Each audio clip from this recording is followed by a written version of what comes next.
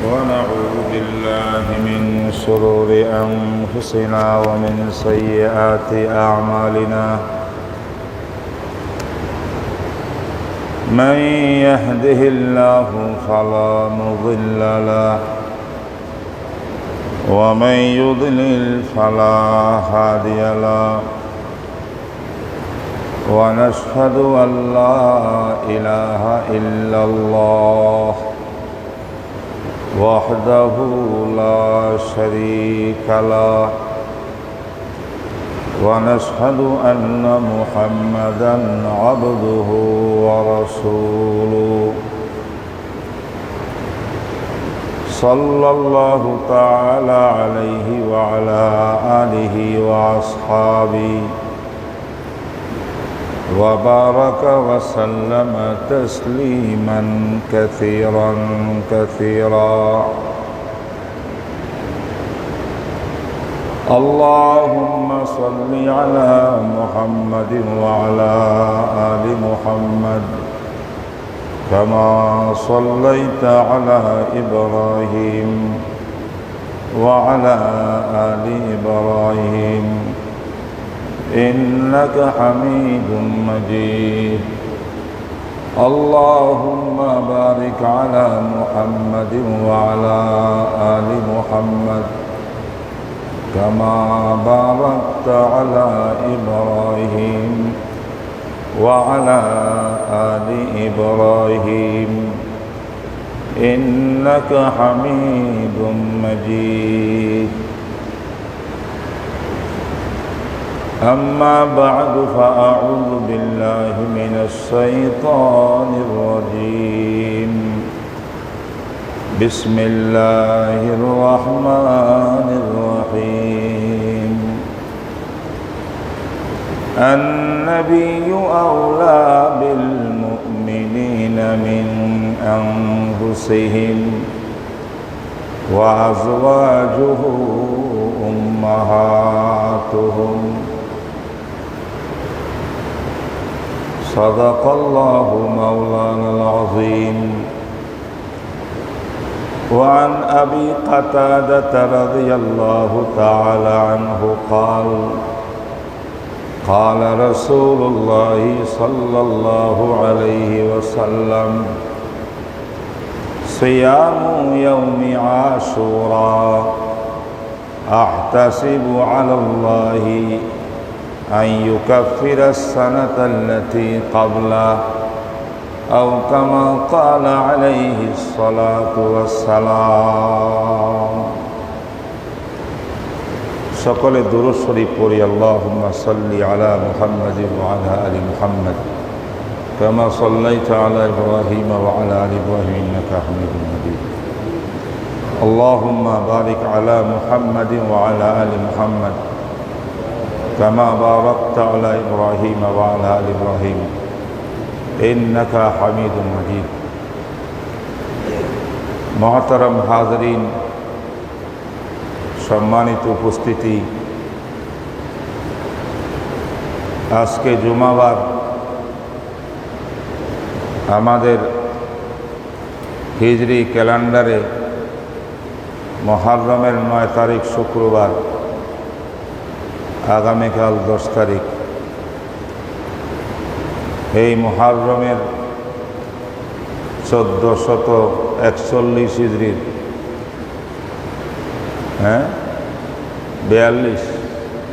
42 হিজরির মুহররম এই মাসের জুমাবারে আল্লাহ পাক রব্বুল আলামিন আমাদের মতো নাখান্দা, নালায়েক, অযোগ্য, গুনাহগার কিছু মানুষকে আল্লাহ তার ঘরে জুমার নামাজ আদায় করার জন্য উপস্থিত করার যে হওয়ার তৌফিক দিয়েছেন, আল্লাহ পাকের দরবারে শুকর আদায় করছি, আলহামদুলিল্লাহ।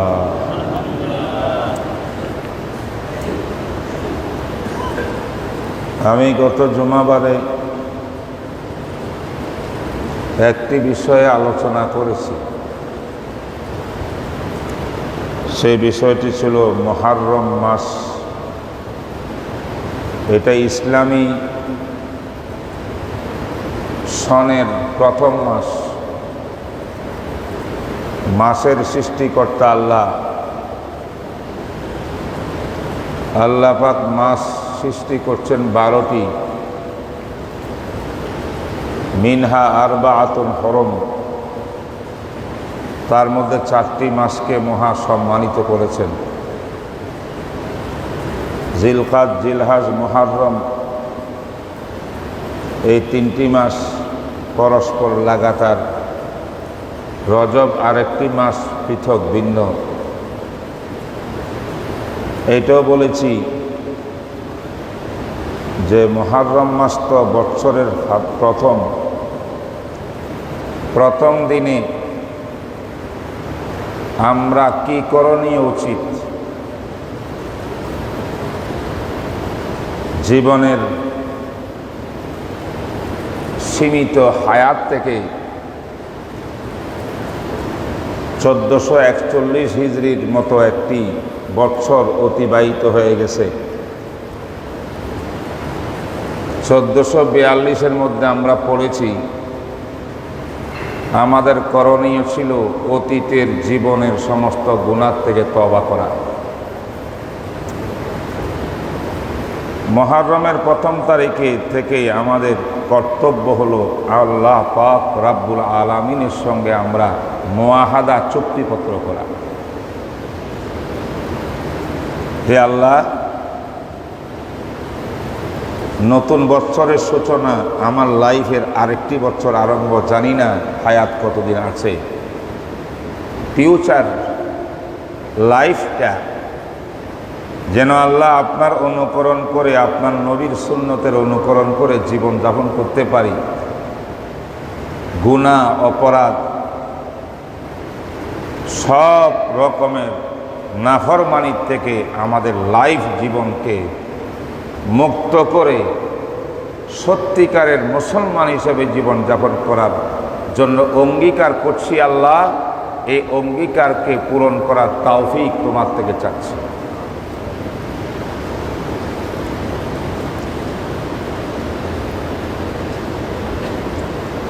এটা আমাদের মুহররম মাস, বৎসরের প্রথম মাসের মেসেজ ছিল। বিস্তারিত কথা বলেছি গত জুমাবারে। এক তো বৎসরের প্রথম মাস, 2 নম্বর আরবি মাসের 4টি মহা সম্মানী মাসের থেকে এইটাও একটি মাস।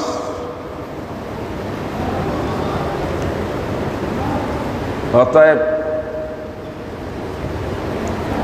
আমাদের জীবনকে শুধরানোর জন্যে, অপরাধ গুনাহ থেকে মুক্ত থেকে নিজে, নিজের পরিবার, বাল বাচ্চা, বিবি, আমার অধীনস্থ যত সদস্য আছে সকলের জন্য একটা মেসেজ। এটাই হলো সত্যিকারের বুদ্ধিমানের শিক্ষা। আল কাইয়িসু মান দানা নাফসাহু ওয়া আমিলা লিমা বাদাল মাউত। বুদ্ধিজীবী আল্লাহর নিকট ওই ব্যক্তি যে ব্যক্তি নিজের কল্যাণের জন্য কাজ করে আর মৃত্যুর পরে যে বিশাল জীবন, সেই জীবনের জন্য কাজ করে, আমল করে, সেই ব্যক্তি হলো বুদ্ধিমান। বুদ্ধিমান ওই ব্যক্তি না যে ব্যাংক ব্যালেন্স করে, গাড়ি বাড়ি ফ্যাক্টরি করে, দুনিয়ার লোভে পড়ে 24 ঘন্টা দুনিয়ার পিছে ঘুরে পাগলের মতো। তার পেটটা 1 বিঘাতের বেশি হবে না। এই এতটুকু পেটকে ভরার জন্য, খিদা নিবারণের জন্য, 3.5 হাত বডিকে সুন্দর রাখার জন্য তার কত কোটি, কত হাজার কোটি টাকার প্রয়োজন। তার থেকে বেশি প্রয়োজন মৃত্যুর পরে কবরের জগৎ থেকে নিয়ে শেষ জান্নাতে যাওয়া পর্যন্ত, অনাদি অনন্তকাল জান্নাতের পরের জীবনও, এই মহা লম্বা জীবনের জন্য কল্যাণময় কাজ করা, এটা হলো সত্যিকারের বুদ্ধিমানের কাজ। এটার জন্য এত ফ্যাক্টরি দরকার নেই।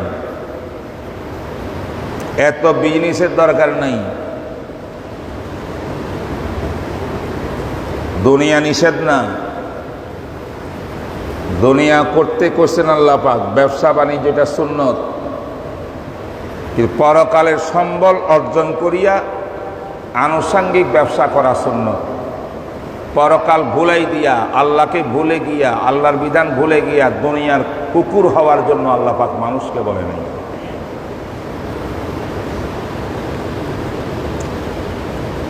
এটা ছিল আমার মহরমের মেসেজ। আজকে কিন্তু 9 মহরম, আগামীকাল 10 তারিখকে বলা হয় আশুরা। আশুরা এটা আরবি শব্দ। এই আরবি শব্দটা বাংলাতেও আশুরা আশুরা আশুরা লেখা থাকে। তো কালকে যেহেতু আশুরা, আজকে আশুরার সম্পর্কে কিছু বলতে হবে। হ্যাঁ, রোববারে। আচ্ছা আচ্ছা, আজকে 8 তারিখ নাকি? আচ্ছা, আমার ভুল হয়েছে, আজকে কি 8 তারিখ? আরও একদিন আমাদের হাতে আছে না?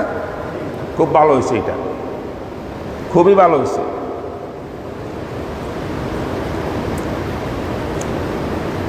আশুরাকে কেন্দ্র করে আপনারা দেখতেছেন মিডিয়ার মধ্যে বিভিন্ন মুসলিম দেশে কি হচ্ছে। এগুলো নাবালেগ শিশু বাচ্চা, সে বাচ্চাটাকে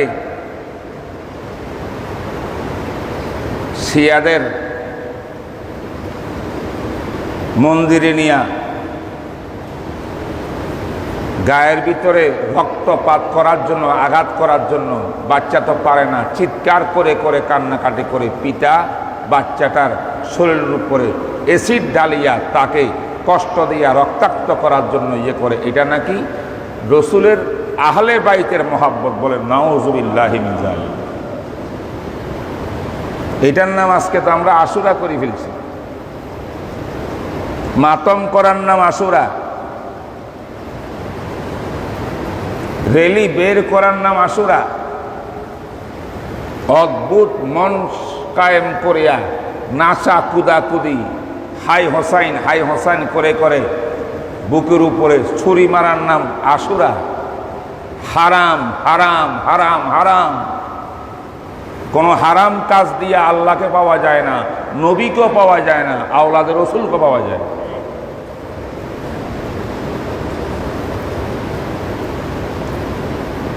মেরে দোস্ত, আশুরা 10ই মুহররম সম্পর্কে আপনি হাদিস উঠান, আমার নবীর জীবন থেকে শিক্ষা গ্রহণ করুন। আমি নবীর উম্মত। আমার বিশ্বনবীর জীবনে কি আশুরা ছিল না? বলেন। যুক্তি তো বলে যে আশুরা নবীর যুগে ছিল না, কারণ আমরা তো আশুরাকে মনে করি কারবালার ট্র্যাজেডি, কারবালার মর্মান্তিক ঘটনার নাম আশুরা। কারবালাতে হোসাইন রাদিয়াল্লাহু তাআলা আনহুর শাহাদাতের যে ঘটনা ঘটেছে, রসুলের কলিজার টুকরার নাতি যখন নির্মমভাবে শাহাদত বরণ করে, বলেন সেই দিন কি বিশ্বনবী দুনিয়াতে ছিলেন? কথা বলেন না যে।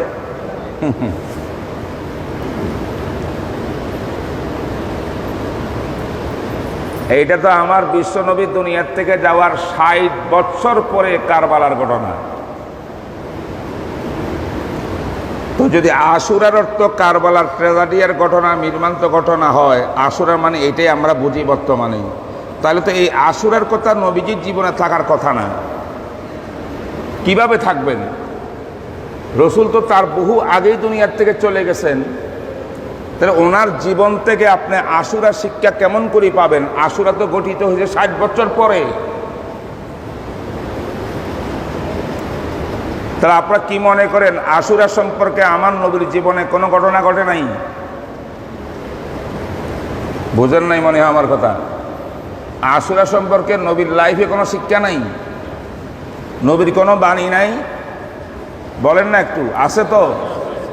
যে রসুল থেকে আমার বিশ্বনবীর থেকে আশুরার শিক্ষা আদর্শ আমার জন্য আপনার জন্য থাকে, তাহলে বোঝা গেল আশুরা কিন্তু কারবালার ঘটনার নাম নয়।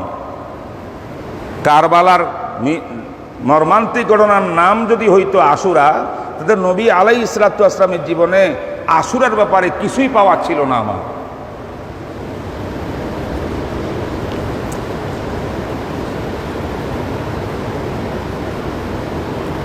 মুহররমের 10 তারিখকে আল্লাহ পাক এই দিবসটাকে নির্বাচন করেছেন। পৃথিবীর মধ্যে অনেক অলৌকিক অনেক বড় বড় ঘটনা সংঘটিত করেছেন আল্লাহ পাক এই দিবসে।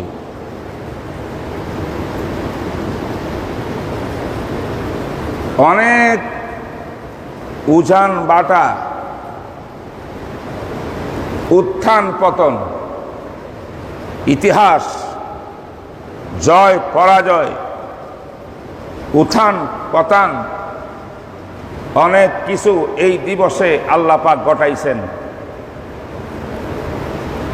তবে এই দিবসে 61 বছর পরে হিজরতের রসুলের ওফাতের কারবালার ময়দানে নবীজির কলিজার টুকরা নাতি হোসাইন, যিনি সৈয়দুস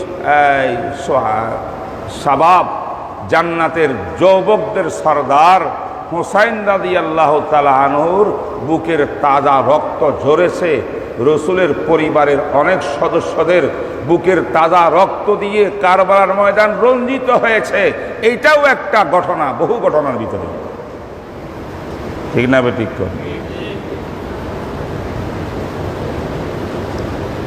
মুহররমের 8 তারিখে তো 10 তারিখে আল্লাহ পাক এক রওয়ায়াতের মধ্যে আছে আদম আলাইহিস সালামকে সৃষ্টি করছেন। আদম নবীর সৃষ্টি হয়েছে 10ই মুহররম আশুরাতে। কোথায় আদম নবীর সৃষ্টি, কোথায় হোসেন রাদিয়াল্লাহু তাআলার কারবালার শাহাদত? মাঝখানে কত বছর, কয় হাজার বছর। আশুরার দিবসে আল্লাহ পাক আদম আলাইহিস সালামকে ফেরেশতার মাধ্যমে সম্মানী সিজদা করাইয়া আদম জাতিকে সম্মানিত করছেন এই দিবসে। সুবহানাল্লাহ কর। হ্যাঁ,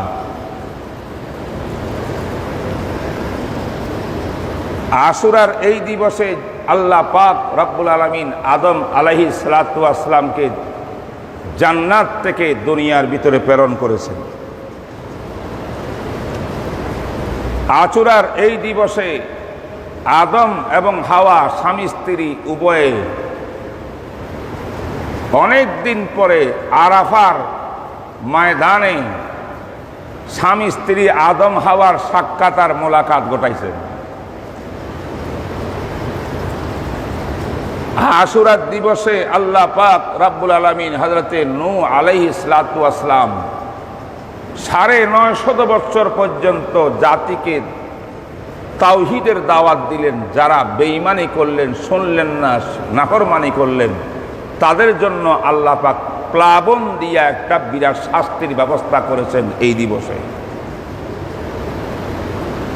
আশুরার দিবসে প্লাবন যখন সৃষ্টি হলো, নূহ আলাইহিস সালাম কিস্তির মধ্যে করে কিছু লোককে নিয়ে বাঁচতে বাঁচতে বাঁচতে বাঁচতে আবার আশুরার দিবসে গিয়া যদি পাহাড়ের মধ্যে ওনার কিস্তিটা, জাহাজটা বিলল, নামলেন সেখানে, সবাই ডুবে শেষ।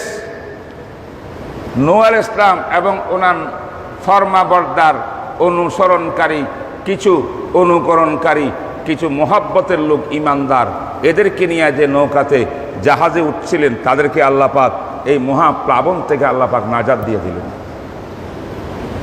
মুহররমের 10 তারিখে আশুরাতে। এই আশুরার ভিতরে হযরত মূসা আলাইহিস সালাতু ওয়াস সালাম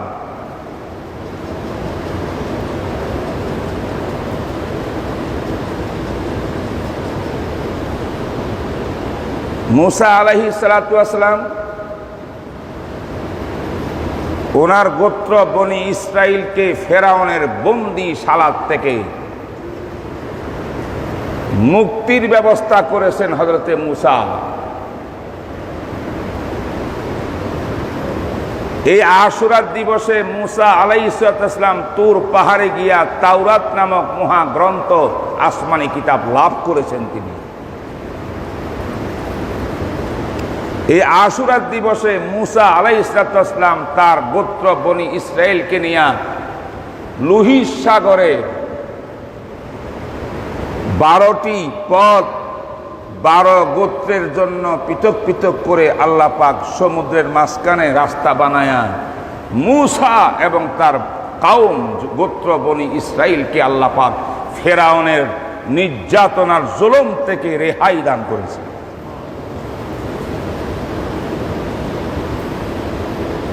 বহু ঘটনা আশুরা কেন্দ্রিক ঘটেছে, তার ভিতরে অনেক পরে আমার শেষ নবীর আগমন, শেষ নবীর ইন্তেকালের আরো 60 বছরের মাথায় কারবালার ময়দানে নির্মমভাবে উবাইদুল্লাহ ইবনে জিয়াদের সৈন্যবাহিনীর পক্ষ থেকে ইয়াজিদের সৈন্যবাহিনীর হাতে হুসাইন রাদিয়াল্লাহু তাআলা আনহু মজলুমভাবে নির্মমভাবে তিনি শাহাদত বরণ করেছেন। এইটা হলো আশুরার কথা। আশুরার দিবসে হুসাইনের শাহাদতের দ্বারায় আশুরার দিবসের কোনো ফজিলত বৃদ্ধি হয় নাই, বরং আশুরার দিবসে কারবালার ঘটনা ঘটার কারণে হুসাইনের শাহাদতের ফজিলত বৃদ্ধি পাইছে। এইটা হলো বাস্তবতা বন্ধুরা। এই সমস্ত বাস্তবতা না জানিয়া, কোরআন হাদিস না বুঝিয়া, ইসলামের কিছু না জানিয়া 10ই মুহররম আসলে হাই হোসাইনের মিছিল আর রেলি বের করা, এটা মুসলমানের কাজ হতে পারে না।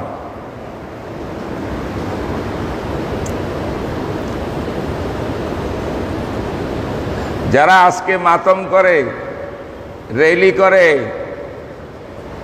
কারবালার ঘটনাকে মঞ্চস্থ করে, গায়ে ছুরি দিয়ে আঘাত করে, রক্ত দেখায়, কান্নাকাটি করে, কুদাকুদি করে, সত্যিকার ইতিহাস যদি আপনি রচনা করেন, এই শ্রেণীর লোকরাই কিন্তু কুফা শহরে ছিল প্রথমে হুসাইনের আশেক, আলীর আশেক। সে আলের আশিকার প্রেমিক দাবি করিয়া হুসাইনকে, মুসলিম ইবনে উকাইলকে, আকিলকে দাওয়াত দিয়া ইস্তেকবাল করে মুসলিম ইবনে আকিলকে পরে এরাই হত্যা করেছে সরকারের ব্যবস্থাপনায়। এবং হুসাইনের শাহাদতের ব্যাপারে হুসাইনের পরিবারের উপরে তলোয়ারও উঠছিল, ছুরি উঠছিল এই হাই হুসাইন পার্টির হাতে। পড়েন আপনারা ইতিহাস। এরা মুনাফিক, গাদ্দার।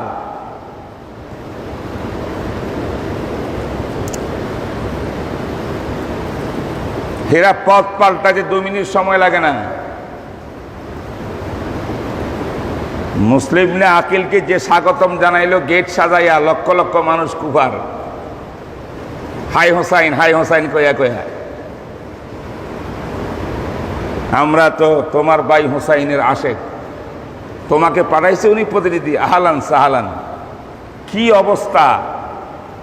ইয়াজিদের সরকার দেখি কয় সর্বনাশ। যেইভাবে কুফাওয়ালারা মুসলিম ইবনে আকিলকে সম্মান দিয়েছে, তাহলে তো আমার আর ক্ষমতা কুফার কোনো জায়গাতে চলবে না। কুফার গভর্নরকে প্রত্যাখ্যান করে ওনার জায়গাতে ওবায়দুল্লাহ ইবনে জিয়াদ ইয়াজিদের ঘনিষ্ঠ একজনকে প্রধান বানাইছে। কুফার গভর্নর বানাইয়া কয় শাসন কর, সাইজ কর। কারণ এই মুসলিম ইবনে আকিল যদি এত সম্মানী হয় কুফাবাসীর কাছে, তাইলে তো আমার ইয়াজিদের কি ক্ষমতা? ক্ষমতায় আমার থাকবে না, তাড়াতাড়ি ধরো।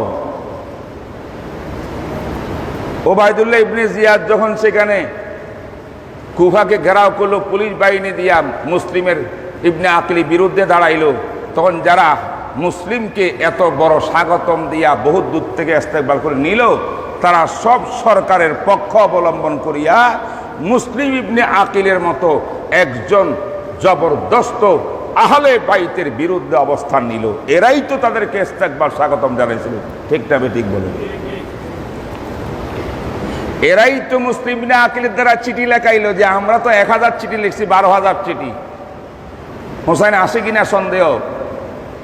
মুসলিম ইবনে ওকাই আকিল, তুমি তো দেখা যাচ্ছ সব কত সুন্দর, আমরা সব তার আশেক, তুমি একটা চিঠি লেখা অবস্থা ব্যাখ্যা করিয়া। মুসলিম ইবনে আকিল থেকে চিঠিও লেখাইছিল এই হাই হোসাইনওয়ালারা।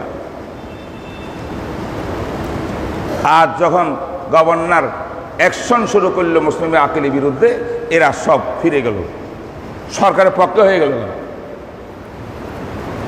বাঁচতে পারল না মুসলিম ইবনে আকিল, নির্মমভাবে শহীদ করা হলো। হোসেন রাদিয়াল্লাহু তাআলা আনহু তো চিঠি পাইয়ে রওনা হয়ে গেছেন আওলাদের রাসূলদেরকে নিয়ে, আহলে বাইতকে নিয়ে। পথের মধ্যে আসিয়া খবর শুনছে যে কিরে আমার ভাইকে তো হত্যা করছে তারা। কিন্তু হোসেন রাদিয়াল্লাহু তাআলা আনহু মনে করছেন এখানে অন্য কোনো রাজনৈতিক পলিটিক্স কোনো ঘটনা ঘটেছে, আমার ভাইকে তো হত্যা করার কথা না। এই যে হাজার হাজার চিঠি আমার প্রেম, আমার পিতার প্রেমে তারা লিখেছে আমাকে যাওয়ার জন্য, আমি ফিরত যাওয়া উচিত নয়, আমি যাইতে হবে। যেতে যেতেই তো শেষ পর্যন্ত কারবালার প্রান্তে পৌঁছল। ওইদিকে সৈন্যবাহিনী আসি অ্যাটাক করে দিল, সামনে যাওয়া যাবে না। উবাইদুল্লাহ ইবনে জিয়াদ ইয়াজিদের রাষ্ট্রের গভর্নরের পক্ষে যে সমস্ত সৈন্যরা ছিল, সেই সৈন্যের ভিতরে মুসলিম ইবনে আকিলকে, হোসাইনের বন্ধুকে যারা স্বাগতম জানিয়েছিল, ওয়েলকাম ওয়েলকাম করেছিল, তারাও তো এই হোসাইনের বিরুদ্ধে অস্ত্র ধরেছে।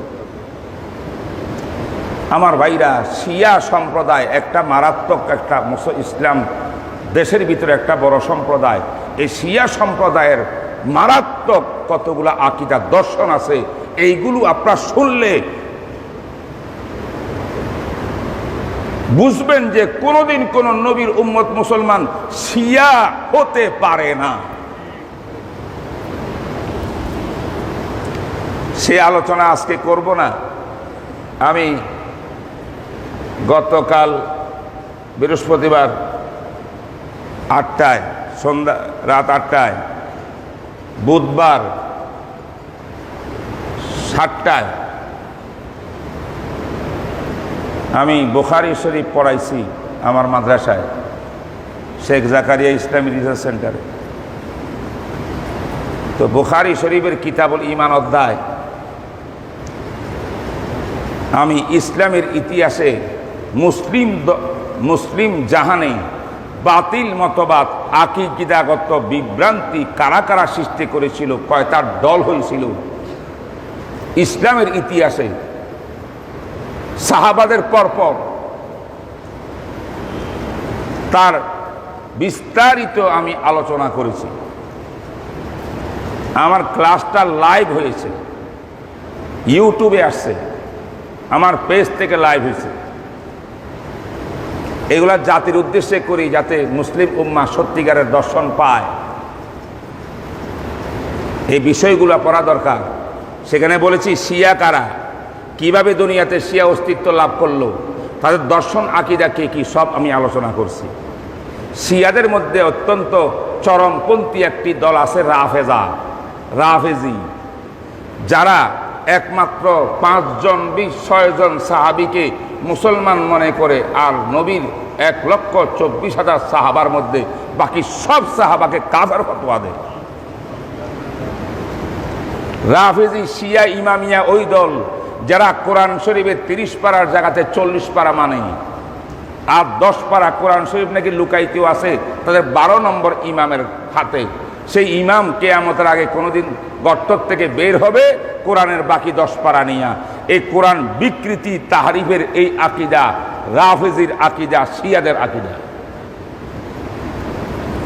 এবং শিয়াদের আকীদা হলো আকীদাই ইমামত। ইমামতের অর্থ হইল প্রত্যেকটি, ওনারা বলেন রাসূলুল্লাহ সাল্লাল্লাহু আলাইহি ওয়াসাল্লামের ওফাতের পরে, ইন্তেকালের পরে ওহীর সিলসিলা বন্ধ হয় নাই।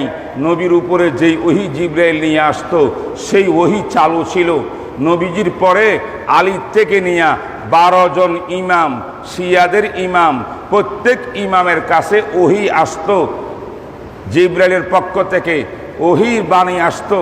এবং পরবর্তী ইমামদের কাছে এমন এমন ওহী আসতো যে ওহীর দ্বারায় আমার বিশ্বনবীর উপরে ওহীর মাধ্যমে যে হুকুম আকাম ছিল এইগুলাকে রহিত করতে পারে।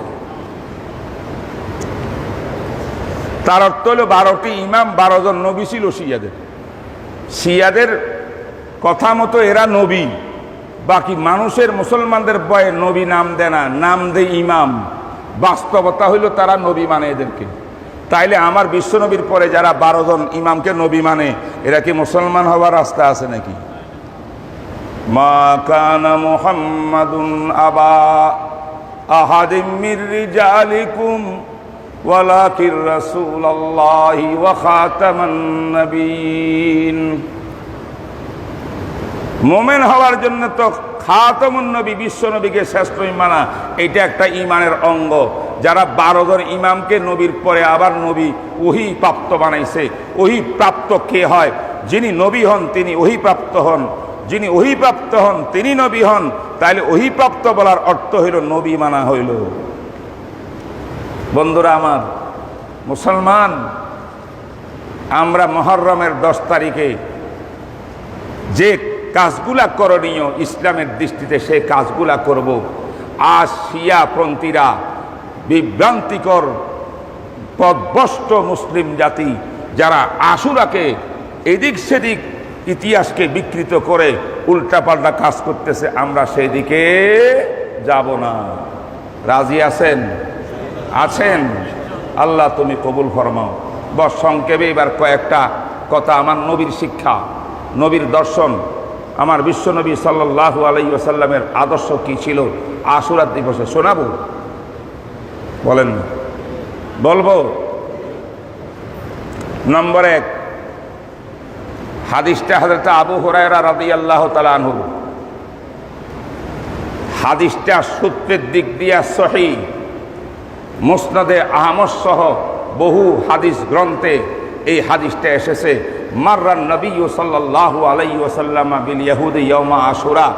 নবী আলাইহিস সালাতু ওয়াসসালাম মদিনা শরীফের মধ্যে একদিন আশুরার দিবসে, মুহররমের আশুরার দিবসে ইহুদিদের পাশ দিয়া অতিক্রম করতেছিলেন। ওয়াহুম সামু, ইহুদিরা রোজা রেখেছে ইয়াউমে আশুরা, আশুরার দিবসে। নবী আলাইহিস সালাতু ওয়াসসালাম ইহুদেরকে ডাকে জিজ্ঞেস করলেন, এই ইহুদি ভাইরা, মা হাযাস সাওম, এটা কি রোজা ভাই, কেন রাখছো? তখন ইহুদিরা কয়, ইয়ার নবী আল্লাহ, কেন রাখছি? হাযা ইয়াউমুল্লাযী, আশুরার দিবসটা ওই দিবস। এই শোনেন, হাযা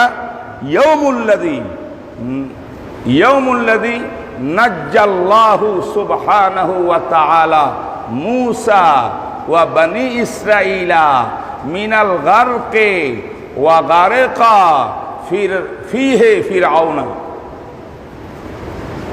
বা গারাকা ফিহি ফিরআউনু। যে হে আল্লাহর নবী, হে মুহাম্মদ শুনুন, এই রোজাটা কিসের? রোজাটা হলো এই দিবস, আশুরার দিবসে আল্লাহ পাক রব্বুল আলামিন আমাদের নবী মূসা এবং আমাদের গোত্র বনি ইসরাইলকে লোহিত সাগরে ডুবে মরার থেকে আল্লাহ পাক রেহাই দিয়েছিলেন, এবং ওই লোহিত সাগরে পিছন থেকে আসিয়া ফেরাউনকে আল্লাহ ডুবাই মারছেন বা ফেরাউন ডুবে মরছে। কথা ওয়া ইস্তাওয়াত সাফিনাতুন নূহিন বিল জুদি, আর নূহ আলাইহিস সালাতু ওয়াসসালামের জাহাজ মহাপ্লাবনের ভিতরে এই দিবসে জুদি পাহাড়ের সঙ্গে গিয়া আশ্রয় নিয়েছে, তারা বেঁচে গেল। ফাসামা নূহুন ওয়া মূসা শুকরান লিল্লাহি তাআলা। সুতরাং আমাদের নবী মূসা, তার উপরের হতে নূহ আলাইহিস সালাম, উভয় বুজুর্গ নবী, তারা আল্লাহ পাকের এই নাজাত দেওয়া, মুক্তি দেওয়া, তাদেরকে জালেমের বিরুদ্ধে, জালেমের অত্যাচার থেকে, সমুদ্রের বিপদ মহামারীর থেকে, এই জন্য আল্লাহ পাকের শুকরিয়া আদায় করতে গিয়া রোজা রাখছিলেন মূসা নবী, রোজা রাখছেন নূহ আলাইহিস সালাতু ওয়াসসালাম। এই বক্তব্য যখন ইহুদিরা দিল, আমার নবী মুস্কি হেসে হেসে বললেন যে মাশাআল্লাহ, তাই যদি হয় তোমরা রোজা রাখো, এই কারণে নাহানু আহাক্কু বে মূসা মিনকুম, আমরা তো নবী মানে মুসলমানরা মুসা নবীর অনুকরণের জন্য তোমাদের থেকে বেশি অগ্রগণ্য আমাদের। তোমরা তো মুসাকে নবী মানো না সত্যিকার অর্থে, তোমরা তো মুসা নবীর ধর্মকে বিকৃত করিয়া এখন নতুন ইহুদি ধর্ম বানাইছো, বিকৃত ধর্ম। আমরাই হইলাম মুসাকে সত্যিকার নবী মানি, এবং যে নবুয়ত নিয়ে মুসা নবী এসেছিলেন, নূহ আলাইহিস সালাম এসেছিলেন, সেটা আমারই একটা পথ, আমাদের বুজুর্গ তারা। তাই আমরাই এই রোজা রাখার জন্য বেশি উপযুক্ত।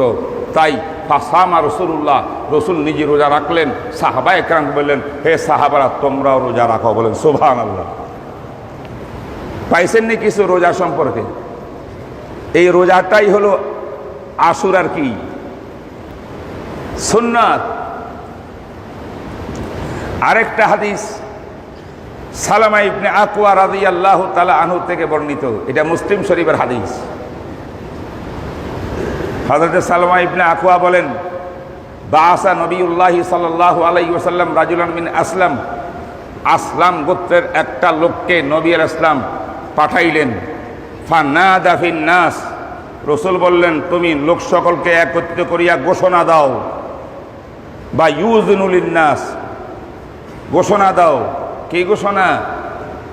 আইয়ুহান নাস মান লাম ইয়াকুন মিনকুম সায়েম ফালিয়াসুম, যারা আজকে রোজা নাই, আশুরার দিনে রোজা রাখো না, এখনো নিয়ত করো নাই, এক্ষুনি নিয়ত করে ফেলো রোজা রাখো।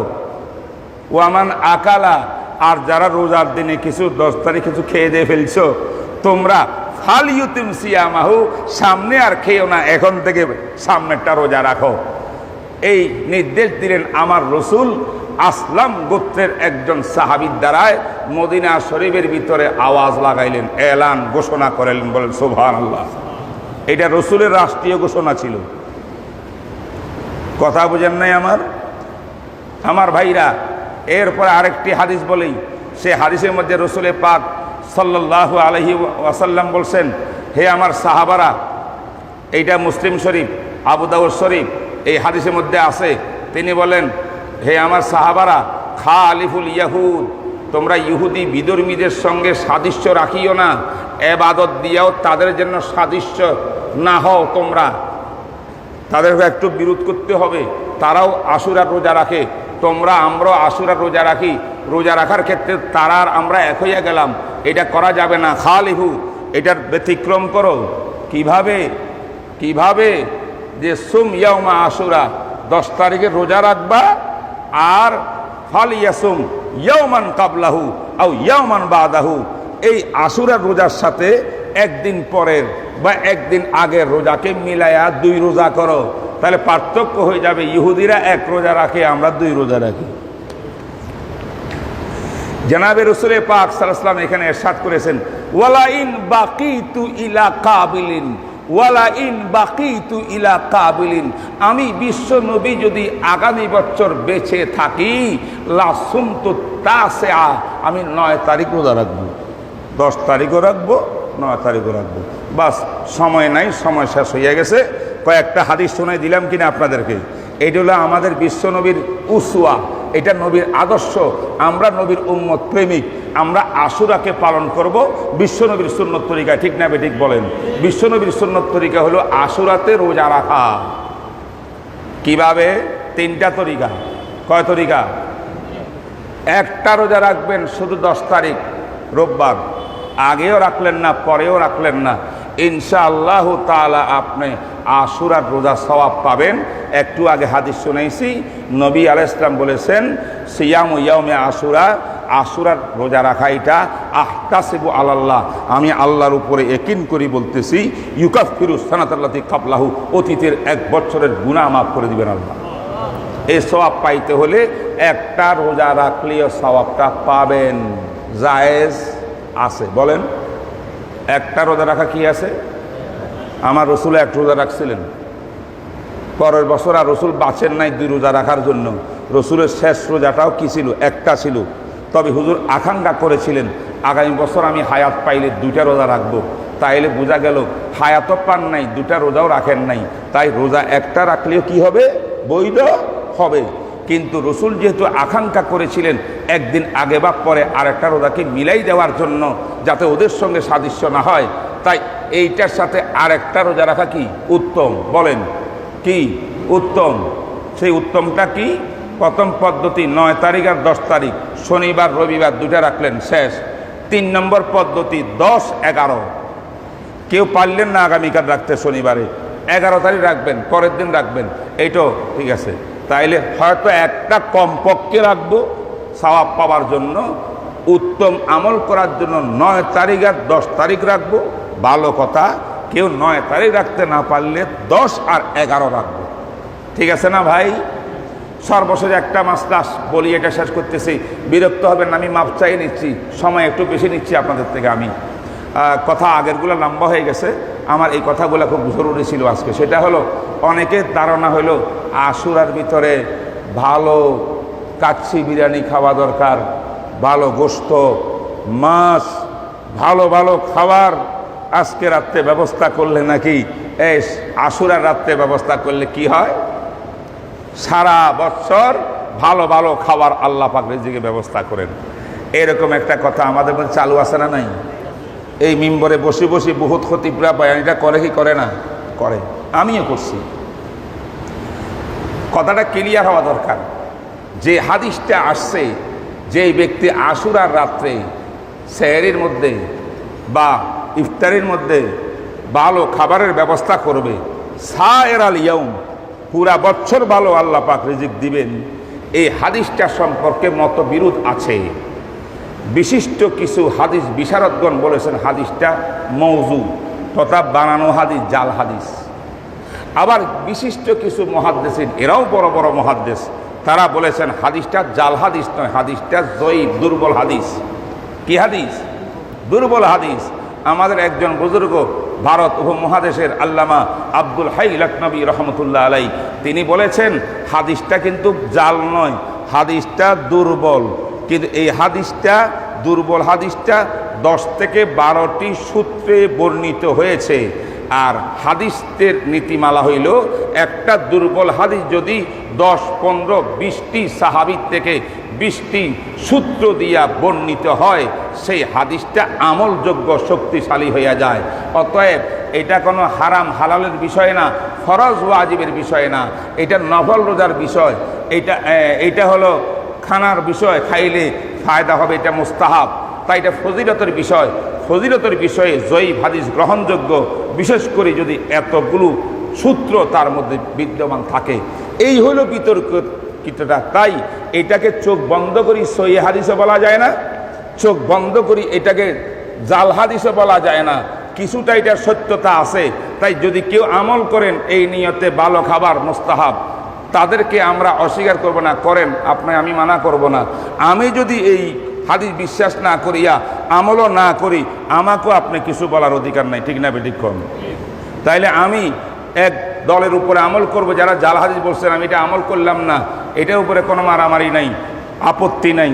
আর আপনি বিশেষ কিছু মুহাদ্দিসরা হাদিসটাকে আমলযোগ্য বলেছেন, তাই আপনি আমল করলেন, আপনাকেও আমি তিরস্কার করব না। ঝগড়া ফাসাদের কোনো বিষয় নাই, সুন্নত আর নবীর তরিকায় আসলে কোনো ঝগড়া নাই। যত ঝগড়া বিবাদ হয় সব হইল নবীর তরিকার বাইরে গিয়া যখন অবস্থান নিই, তখন হয় ঝগড়া, ঠিক না বেঠিক বলেন? আল্লাহ আমাদের সবাইকে আশুরার ফজিলত দান করুক, আমিন বলেন। যে কথাগুলা বললাম, আল্লাহ আমার ভাইদেরকে সবাইকে আমল করার তৌফিক দান করুক, সত্যকার বুঝার তৌফিক দান করুক। ওয়া মা আলাইনা ইল্লাল বালাগ ওয়া আখিরু দাওয়ানা আলহামদুলিল্লাহি রাব্বিল আলামিন। আসসালামু আলাইকুম ওয়া রাহমাতুল্লাহ। 4 রাকাত নামাজ পড়েন। জি।